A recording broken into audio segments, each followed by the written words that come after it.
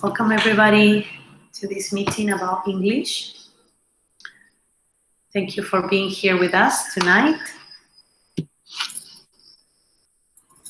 And I'm going to start introducing Nuria, who's an English teacher in P3, and then Alexandra, English teacher in P4.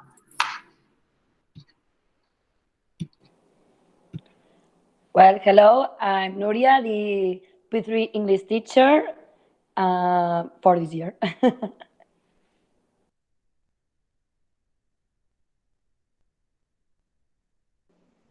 Hi, everybody. My name is Alexandra, and I'm the English teacher in P4.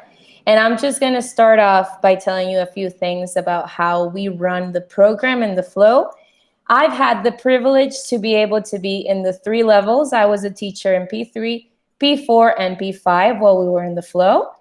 And I just wanted to introduce you to my partners here. We work together in the flow, even though given the times that we have, we cannot work together.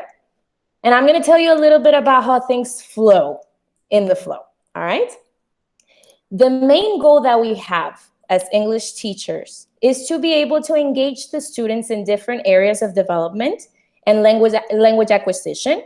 So this means listening, comprehending, and using the English as a language for daily interactions between them and between the world. And we want it to be in the same proportion. Oh, I'm sorry. Is there someone that cannot hear? Everybody can hear me properly? Yeah? Thumbs up. Okay, thumbs up. There we go. All right. So we want to give them English in the same proportion that they do with Catalan and Spanish. It is a given that English mostly is not their first language. So you got to consider that it is their third language, and acquisition is a progress. They start in P1 at the school, and then they continue evolving until they get to high school. Our intention in the flow is to create opportunities that are developmentally appropriate for the students to develop a positive attitude toward the language, be able to understand instructions, and use the vocabulary that they get and the other concepts so that they can make experiential connections, and to be able to verbally communicate their needs and their opinions. And I just wanted to explain why this webinar is called Let's Pretend. We here strongly believe in play-based learning, and play-based learning is the cement. Think of it as a house. Play is the cement of that house, and it's going to hold the child's foundation throughout the rest of their life. And they're going to get the continuous development out of that play development scenarios. Because pretend play scenarios are the most efficient tool we have because they are child initiated. The kid is the one that starts the whole thing, and they are intrinsically motivated to do so. And children engage in different play scenarios where they pretend that they are someone. Sometimes it's, I'm the mommy, I'm the daddy. Let's play that you're the baby. That's pretend play scenarios. And by doing so, by engaging in these play pretend scenarios, they can express true feelings, both body and verbal language, and they can make connections because they really are in character so that they can physically, mentally, and emotionally relate to that experience. So this is why play-based learning is so important here in the flow, and we try to get opportunities so that the children can develop in those areas. And some of the major tools that we use for this are singing different songs, pretend play scenarios, playing different types of games, activities that are hands-on, and problem solving for developing those skills.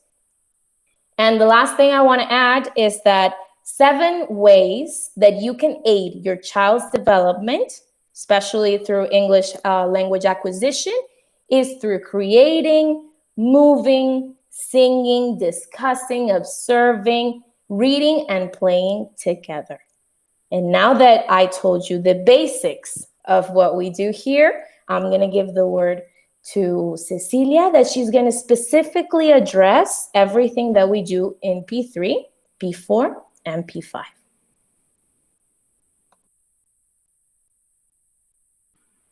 Thank you, Alexandra, for this wonderful presentation. Like she said, I'm gonna share the screen with you so you can see, wait a second, the progress kids do through P3 till P5. I'm gonna switch a little bit to Spanish so everybody can understand properly what we're talking about. Como bien Alexandra nos ha explicado, let's pretend, porque, bueno, vivimos diferentes situaciones y ellos la viven con nosotros a través de juegos, teatro, música. Y, por ejemplo, en P3, lo que se quiere a partir de P3 es acercar a los niños a las rutinas básicas a través del lenguaje, ¿no? A través del idioma inglés, acercarlos a las rutinas básicas que necesitan los niños en P3 para poder trabajar durante todo el curso y de cara a P4 y a P5, como saber vestirse, desvestirse, ser capaces de poner su mochila en su lugar, ir al lavabo. Todas estas rutinas diarias que trabajamos con ellos nos ayudan a integrar, además de que los niños se vuelven más independientes y pueden hacer cosas por ellos solos, pues a integrar el lenguaje, el inglés, en cosas básicas como son las rutinas diarias, ¿no? La adquisición del lenguaje la realizamos también a través de libros, de historias, de cuentos, de conversaciones, videos, representaciones, y es un poco progresivo, ¿no? La comprensión que hacen los niños a partir de P3, de cara a P5, pues va en progreso y en aumento, debido a la adquisición de este lenguaje. Además de estas herramientas que utilizamos, pues se utiliza también el vocabulario, los conceptos y el aprendizaje de nuevos conocimientos, como son los verbos, los nouns, verbs, no me sale la palabra nouns, y esto de cara a un phonological awareness, quiere decir que de cara ya a finales de P3, pues intentamos introducir los fonemas, no la letra, sino el sonido que tienen estas letras. En P4, pues el aumento de actividades verbales, ¿no? Los niños son capaces ya de decir muchas palabras, básicamente las rutinas diarias que las hemos trabajado ya en P3 son capaces de decirnos estas palabras, estas expresiones básicas en inglés, como quiero ir al lavabo, necesito agua, tengo sed, ¿no? Intentamos que estas construcciones básicas que hemos aprendido en P3, pues que se sigan trabajando y aumentando en P4. Es decir, que el vocabulario en inglés aumenta y, por lo tanto, también aumentan los conceptos y el significado de estos, ¿no? Porque muchas veces los niños, y en general pasa con el idioma, pues que tienen mucho vocabulario, pero no necesariamente comprenden todo aquello que conocen, ¿no? Entonces intentamos que a través de igualmente los libros, las conversaciones, el teatro, que tengan estos conocimientos y además que sepan el concepto. Igualmente una comprensión más profunda y un entendimiento más profundo de lo que son las historias y los cuentos, que son capaces de entender una historia, entender qué es lo que ha pasado, quiénes son los personajes, a través de las historias y los cuentos que trabajamos aquí también. Y más progresión en el Phonological Awareness, porque lo hacemos a la parte visual y auditiva, es decir, que les decimos la letra y cómo suena esta letra, el nombre y el sonido que tiene. Los niños, a través de todo esto, seguirán aumentando el vocabulario, el conocimiento y agregaremos, ¿no?, lo que son verbos, acciones y todo esto también dentro de un marco que, en todo caso, es el proyecto, ¿no?, que trabajamos también en P3 y en P4, pero que a través del proyecto pues son vivencias que ellos tienen diarias, una vez a la semana, por ejemplo, y que lo integran más a lo que los motiva por aprender, las ideas que tienen, que traen cosas de casa, lo integran, ¿no?, a través de estos proyectos y estas actividades. En P5, por ejemplo, intentamos que la comunicación que tengan con nosotras intentamos que sea en inglés totalmente, ¿no? Que en los momentos que estén con nosotras tengan una comunicación entera en inglés, evidentemente dentro de la situación específica de cada niño.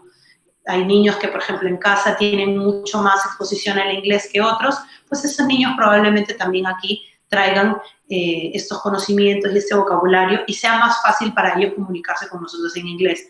Lógicamente, no hay ninguna presión de que solo pueden hablar inglés con nosotros, ¿no? Yo creo que los niños se dan cuenta fácilmente en qué momento pueden usarlo, en qué momento no pueden y simplemente necesitan comunicarse, y eso es aceptable en todo momento, ¿no? Como lo pueden leer aquí, los niños conocen el respeto que tenemos hacia los otros y la forma de aprender de los demás, y que cada uno tiene su tiempo de comprensión, aprendizaje y participación. En P5, la comprensión de todo lo que son cuentos, historias, es mucho más profunda porque tienen más vocabulario y son capaces de expresarse mucho mejor, y tienen más formas de decirnos las cosas, que no es solamente a través de una palabra, sino que tienen mucho más vocabulario. El phonological awareness también es mucho más profundo porque ya conocen la letra, conocen el sonido, y además hacemos un blending, ¿no?, de las palabras, y también agregamos las side words, que son en P5, que son las palabras side words, o yo le llamo también las tricky words, que son palabras que nos pueden confundir, porque si bien suenan diferentes, tienen una visión, o sea, las letras son las mismas, pero no suenan de la misma manera como las hemos aprendido en el año anterior, por ejemplo. Entonces también hacen el CVC, que es el Consonant Vowel Consonant, para la lectura, ¿no? La lectura de estas primeras palabras, que es consonante, vocal, consonante. Los niños empiezan a leer ya estas palabras, y estas side words las encuentran, son palabras que son difíciles porque no se oyen como, no se leen como se oyen las letras por separado. Sin embargo, las vemos repetidas en los libros, ¿no? Como por ejemplo, and, I, you.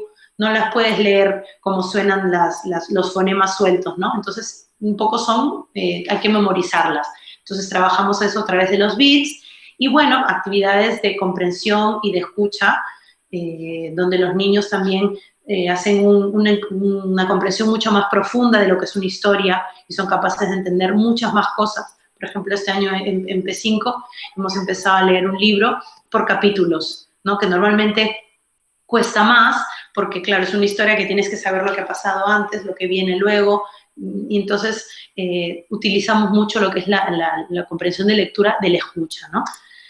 Bueno, creo que aquí acaba la presentación. I don't know if you have, well, let me stop this.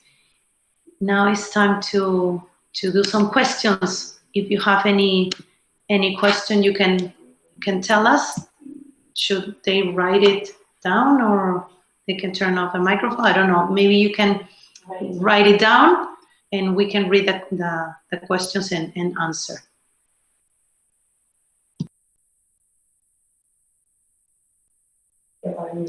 All right. Before you start typing your questions, if you have any, I just want to piggyback on something that Cecilia highlighted. I remind you that we have kids that are exposed to the English language at home or outside. They do extracurricular activities, and they don't have as developed language as they have here in school or as those kids have it. And we like to remind you that it's okay for them to take a while to be able to express themselves in the language, because some of them are shy, some of them don't feel comfortable with the teacher, and it takes time. It's cooperative work between us and you as parents to be able to provide them the confidence that they need to express themselves. So don't worry if they are in P3, P4, or P5 and they barely speak any English. It is best when we are one-on-one with them. They feel more confident, but they will grow out of it. When they feel confident enough, they will open up and they'll be able to talk. Mm-hmm. So we like to remind you that it's okay. Take it one step at a time and it's gonna be all right. Don't worry, your child will speak in English. Mm-hmm. All right? So if you have any questions, make sure that you type them and we'll try to answer as best as we can.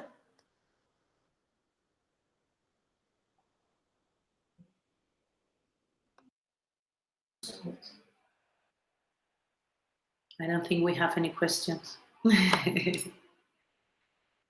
I'm glad that everybody was clear. It says hello. Ahora que ha cambiado un poco la situación por los grupos burbuja. Uy, se me fue la pregunta. ¿Sabes a dónde se van las preguntas? Chat. Ahora que ha cambiado un poco la situación por los grupos burbuja, ¿se mantiene el número de horas que están expuestos al inglés? Sí, las horas de exposición en el inglés son las mismas. ¿Qué? Say it. All right, yeah. Every group has at least 3 hours of exposure throughout the week. And if they don't have particularly English class, they are exposed through it on daily routines. Maybe they don't have the English teacher for class, but they have the English teacher during lunchtime. It's still English exposure when they have lunchtime, when it's time for the acogida, when they do the physical program, or they do any other extra activities. So yeah, they do meet the time that is proposed for the English language. Sí, como dice Alexandra, se ha organizado de tal manera que todas las clases y cada grupo pues tienen las mismas cantidades de horas de exposición en el inglés, de castellano y catalán.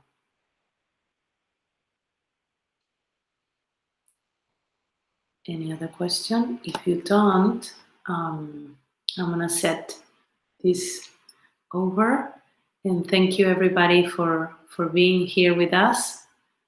Thanks for your help. We know you do at home. Thanks for everything and anything. I want to thank you for all your job. Thank you so much. Thank you, Deborah. Thank you because we know you help us, on the other side of the screen at home. Thank you so much. Anything you need to know, anything you need to ask, don't hesitate to send us an email.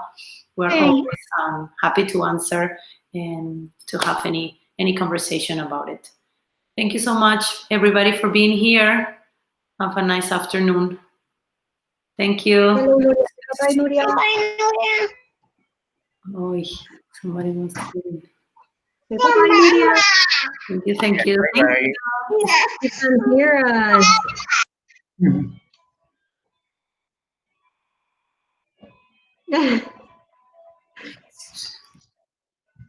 Bye-bye. Bye-bye.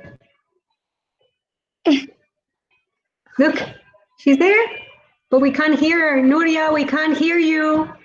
You're in mute. Nuria, you're in mute. Say bye-bye. Mwah, mwah, mwah, mwah. Vale. Bye-bye, Gala. Bye-bye, Mar. Ah, that's Gala. Bye-bye, Gala. Adeu. Adeu. Bye-bye.